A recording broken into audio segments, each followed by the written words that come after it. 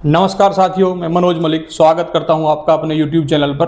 साथियों, आज हम बात करने वाले हैं यमुना अथॉरिटी की बोर्ड बैठक 84वीं बोर्ड बैठक जो हुई थी 28/3/2025 को।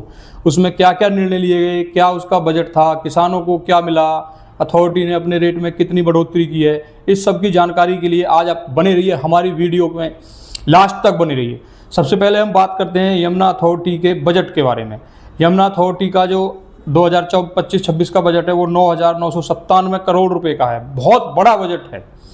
सबसे पहले हम बात करते हैं किसानों के लिए इसमें क्या मिला है। तो अथॉरिटी ने किसानों का जो मुआवजा है, जो भी यमुना अथॉरिटी क्षेत्र में जितने भी गांव पड़ते हैं, जेवर एयरपोर्ट के साथ साथ अथॉरिटी ने पहले 4300 रुपये मीटर का रेट किया था, जो कि जेवर एयरपोर्ट में लैंड जो ली जा रही थी उसका रेट था। लेकिन अब अथॉरिटी ने उसमें चेंज किया है। अब जहाँ भी अथॉरिटी ज़मीन यमुना अथॉरिटी के अपने क्षेत्र में परचेज करेगी, ज़मीन खरीदेगी, उसमें उन्होंने 38% की बढ़ोतरी की है। उसमें उन्होंने दो तरीके से प्रावधान लाए हैं। वो सबसे पहले 3808 रुपये मीटर का रेट है। जो भी अथॉरिटी ज़मीन खरीदेगी किसानों से 3808 रुपये मीटर खरीदेगी, उसके साथ 7% का प्लॉट देगी, जो कि 4300 रुपये मीटर। दूसरा 4300 रुपये मीटर का रेट है जिसमें कि प्लॉट नहीं है।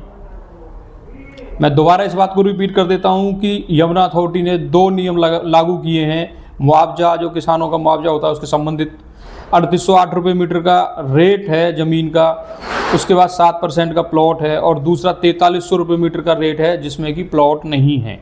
तो ये किसानों के लिए एक बहुत बड़ी खुशखबरी है। उसके बाद यमुना अथॉरिटी ने अपने सर्कल रेट में भी बढ़ोतरी की है, जो कि यमुना अथॉरिटी की रेजिडेंशियल सेक्टर्स हैं। रेजिडेंस सेक्टर में आपने 25% की बढ़ोतरी की है, जो कि पहले 25,900 रुपये का रेट था, उसको सीधा 35,000 रुपये मीटर कर दिया है।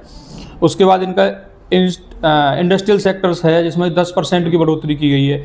उसके बाद इनका मेडिकल डिवाइस पार्क है, उसमें 5% की बढ़ोतरी की गई है। और जो इंस्टीट्यूशनल सेक्टर है उसमें 12% की बढ़ोतरी की गई है।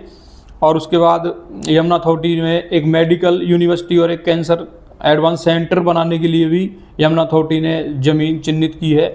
वो कहाँ की है उसको बारे में बाद में बताएंगे।